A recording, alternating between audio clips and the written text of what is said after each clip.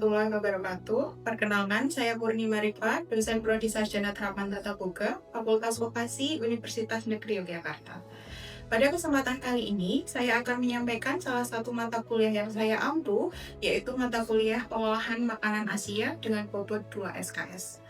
Melalui mata kuliah ini, mahasiswa diharapkan dapat memiliki pengetahuan dan keterampilan dalam mengolah berbagai masakan khas Asia, mencakup kawasan Asia Timur, Asia Tenggara, Asia Selatan, dan juga Asia Barat. Mata kuliah ini menekankan pada filosofi, latar belakang budaya, pemilihan bahan baku, penggunaan bumbu dan rempah, serta penerapan teknik pengolahan dan penyajian sesuai dengan karakteristik dari masing-masing kawasan. Kegiatan perkuliahan didasarkan juga pada penerapan hygiene dan prinsip K3 serta sanitasi pangan. Pada aspek delivery, pembelajaran dilaksanakan melalui kombinasi metode ceramah, diskusi, praktikum, studi kasus, dan presentasi. Materi mencakup latar belakang budaya, pemilihan bahan baku, penggunaan bumbu dan rempah, serta penerapan teknik pengolahan dan penyajian sesuai dengan karakteristik dari masing-masing kawasan Asia. Dalam aspek interaction, proses pembelajaran dirancang partisipatif melalui diskusi kelas dan kelompok, praktikum laboratorium, studi kasus, presentasi hasil praktik, serta pemberian umpan balik. Mahasiswa didorong untuk berinteraksi mengembangkan kemampuan berpikir kritis, komunikasi, dan kolaborasi. Pada aspek asesmen, penilaian dilakukan secara komprehensif berdasarkan kehadiran, kuis, tugas praktikum, dan team-based project. Penilaian terfokus kepada penguasaan pengetahuan terkait filosofi, latar belakang budaya, pemilihan bahan baku, penggunaan bumbu dan rempah, serta penerapan teknik pengolahan dan penyajian. Model pembelajaran pada mata kuliah ini berbasis project-based learning. Metode pembelajaran yang digunakan adalah ceramah interaktif, demonstrasi, dan juga praktikum. Berikut ini merupakan video pembelajaran pada mata kuliah Pengolahan Makanan Asia. Selamat menyaksikan. Oke, selamat pagi teman-teman semuanya. Pagi. Assalamualaikum warahmatullahi wabarakatuh. Waalaikumsalam warahmatullahi wabarakatuh. Oke, semangat ya hari ini? Semangat. Sudah sarapan? Sudah. Oke, terima kasih. Sebelum kita mulai perkuliahan pada pagi hari ini, adalah terlebih dahulu kita berdoa. Berdoa menurut kepercayaan dan dengan kita masing-masing. Berdoa bersama.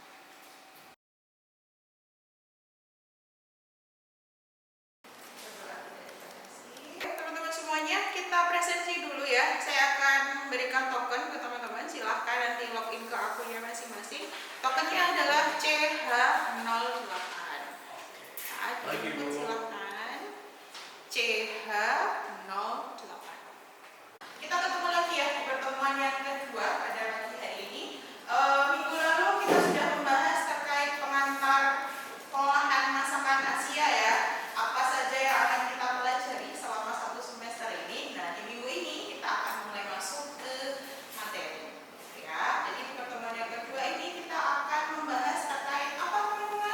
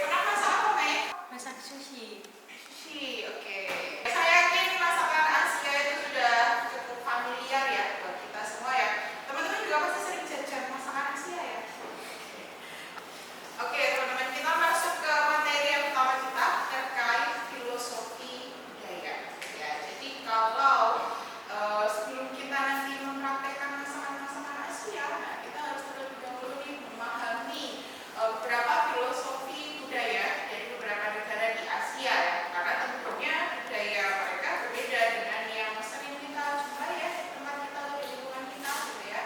Oke, baik, terkait filosofi makan sendiri itu merupakan nilai gitu ya, kemudian keyakinan, tradisi ya, dan cara pandang masyarakat terhadap suatu makanan.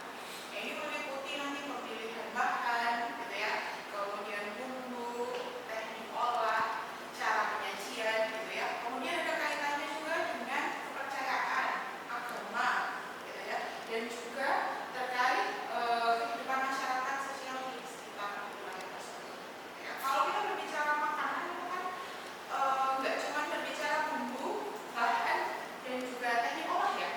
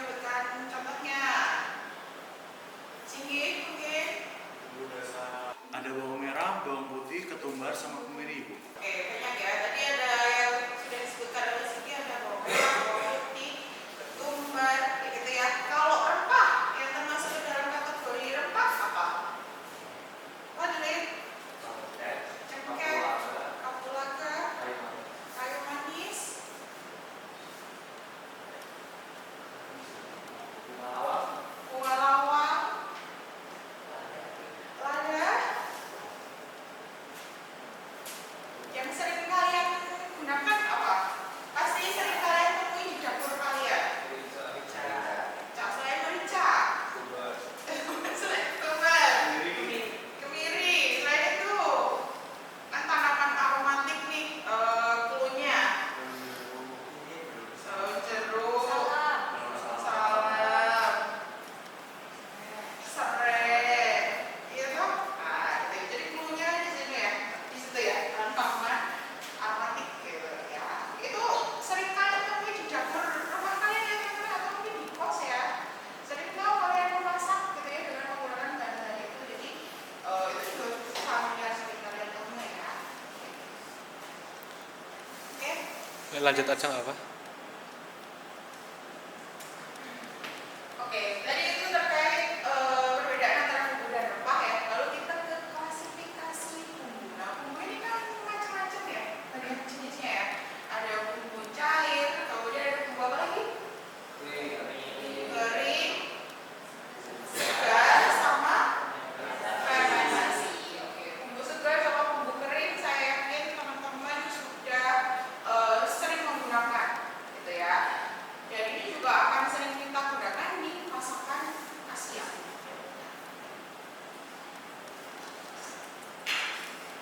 Oke, kalau kita berbicara bumbu segar, otomatis dia adalah bumbu yang fresh, gitu ya. Jadi dia benar-benar masih fresh, basah, gitu ya, segar, ya. Kemudian dari segi aroma, nanti dia akan memunculkan aroma yang lebih tajam atau dia lebih pekat karena ya dia fresh, ya. Oke. Kemudian dia berfungsi sebagai resep dasar masakan, aroma khas, kemudian ada karakter otentik dari wilayah tertentu. Dan nanti kita akan belajar di masing-masing wilayah Asia itu biasanya menggunakan bumbu segar apa aja sih. Ya. Lalu bumbu segar ini biasanya karena dia segar, otomatis dia harus diolah terlebih dahulu ya, bukan diolah ya. Dia harus ditumis terlebih dahulu untuk mengeluarkan aromanya. Nah, jadi untuk mengeluarkan aroma si bumbu segar itu ya dia harus ditumis. Ya. Bumbu segar ini bisa juga dikelompokkan menjadi beragam aromatik, rintang, daun aromatik, sama cabai. Nah, ini mungkin teman-teman juga sudah familiar ya dan cukup sering menggunakan bumbu ini. Nah, kalau bumbu kering itu bumbu yang bagaimana?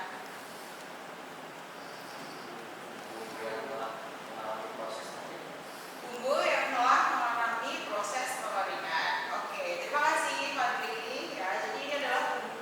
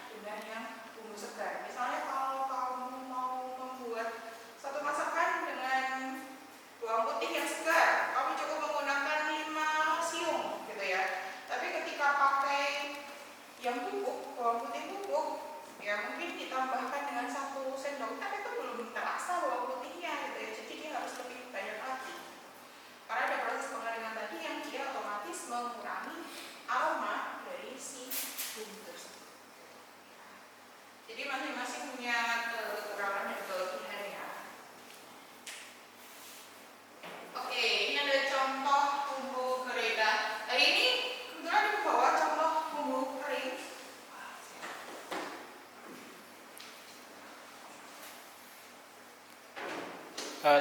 Bilang dulu hari ini saya, hari ini Ibu bawa. Sini ya. Nah, kita sudah berbicara mengenai bumbu kering ya. Hari ini Ibu membawa beberapa contoh nih bumbu kering yang bisa teman-teman amati gitu ya. Saya yakin sudah pernah melihat gitu ya beberapa.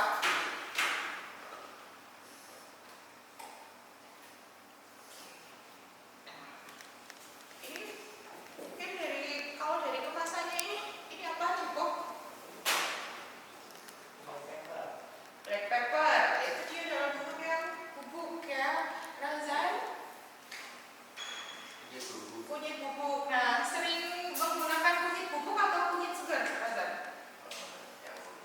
Yang segar ya. Oke, nah, ini kalau yang segar itu kan dia masa simpannya nggak lama ya. Tapi kalau dia sudah dalam bentuk bubuk, nah dia kan lebih lama masa simpannya. Tapi ya itu tadi, dia harus benar simpannya. Ini kan dia dalam bentuk yang bubuk ya, teman-teman. Terus ada yang dipegang jempol, dia dalam bentuk yang bubuk juga adalah hitam ya.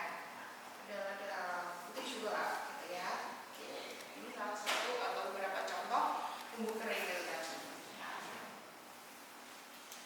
Oke, nah kemudian ada coffee powder juga, teman-teman. Mungkin cukup familiar nggak kalian sering menggunakan coffee powder nggak? Tidak? Belum. Coffee powder itu dari apa? Ikan apa?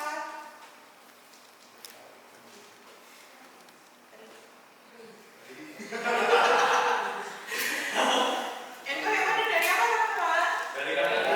Ikan teri. Oke, bentuknya seperti ini ya. Ini biasanya sasetan, ada juga yang dia kemasannya seperti ini. Nah, biasanya untuk membuat kaldu ya. Jadi di masakan-masakan Asia, kaldu itu biasanya dibuat dari coffee powder. Kemudian ada juga yang dia dari dashi ya, dashi dari ya. Ini semacamnya. Dia juga bentuknya bubuk ya, kering.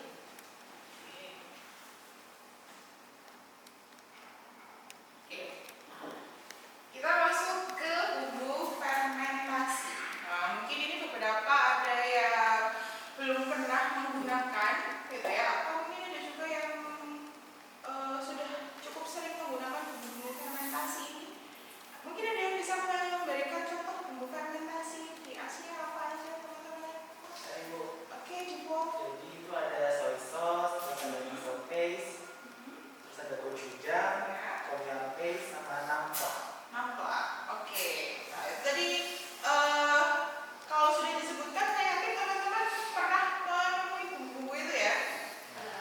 Oh iya, baru tahu ternyata itu masuknya ke fermentasi sama pasta ya, gitu ya. Jadi ada soy sauce, gitu ya. Kemudian ada nampla. Nampla mungkin teman-teman kurang familiar ya sama nama itu. Nampla itu adalah namanya adalah fish sauce. Ya, kecap. Ikan. Ya, nah kemudian tadi ada tom yum paste, ada gochujang sama doenjang dan juga miso ya. Kalau gochujang sama doenjang dari negara mana? Korea. Kalau miso biasanya sering kita temui di masakan apa? Jepang. Nah, itu termasuk ke dalam bumbu-bumbu fermentasi dan juga dia bentuknya pasta gitu ya. Untuk selanjutnya, teman-teman, kita ke bumbu cair nih. Nah, ini adalah klasifikasi yang terakhir ya, bumbu cair.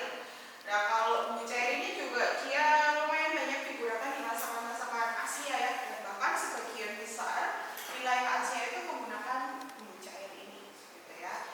Dan nanti ada beberapa macam jenisnya. Nah, bumbu cair ini dia lebih banyak juga digunakan selain sebagai tambahan rasa di masakan. Biasanya juga ada beberapa jenis yang dia dipakai sebagai pelengkap atau biasanya untuk dipping sauce.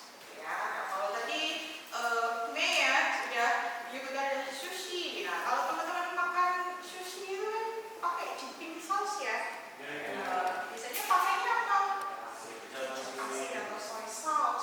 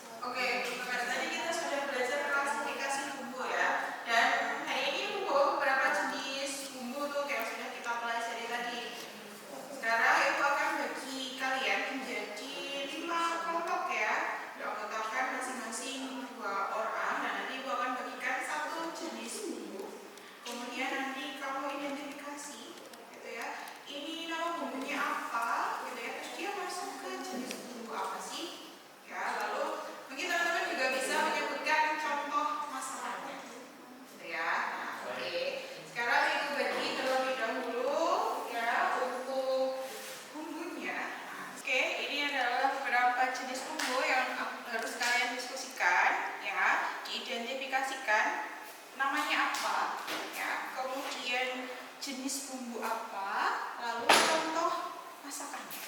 Gitu ya, teman-teman. Oke. Ini untuk kelompok 3. Oke, ini untuk kelompok 4. Ini untuk kelompok 5. Nanti silakan ditulis di kertas ini ya, teman-teman. Nama kelompoknya, kemudian itu bumbunya namanya apa, ya. Klasifikasi bumbunya itu masuk ke dalam klasifikasi apa, dan contoh masakannya.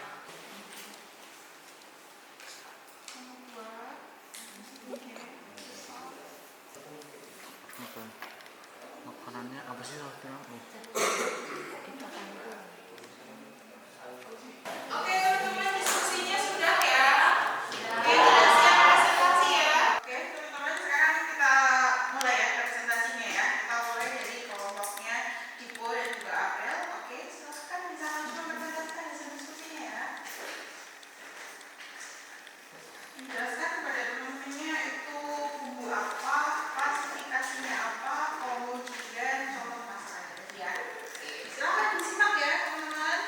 Oke, jadi di sini sebelum kita mempresentasikan hasil diskusi, perkenalkan nama saya Ginanjar Bahtiar. Saya adalah Tio Andito Abimanyu. Nah, jadi di sini kita berdua dapat sesame oil. Jadi sesame oil ini termasuk dalam golongan cairan. Terus untuk jenis makanan yang pakai sesame oil tuh ada beberapa, yaitu ada bakmi, kue tiaw, terus ada capcay, terus bisa juga dijadiin bahan buat marinasi. Sekian dari kita berdua, terima kasih. Ya, oke, kita beri tepuk tangan untuk kelompok 1. Oke. Untuk bagian terakhir, kita akan evaluasi ya. Tadi saya sudah menyampaikan beberapa materi. Kemudian ini ada sedikit evaluasi. Silakan teman-teman bisa scan barcode-nya. Di situ teman-teman mengisikan nama, kemudian menyebutkan satu jenis masakan, asalnya dari negara mana, kemudian bumbu yang digunakan itu apa, dan teknik olah yang digunakan itu apa. Ya. Oke. Bisa diakses semuanya ya? Bisa. Baik. Oke, lanjut boleh. Oke. Baik, teman-teman semuanya sudah mengisi ya. Datanya sudah masuk semuanya. Oke, itu untuk pertemuan kita di pertemuan kedua pada pagi hari ini ya. Minggu depan kita akan lanjut ke materi berikutnya terkait resep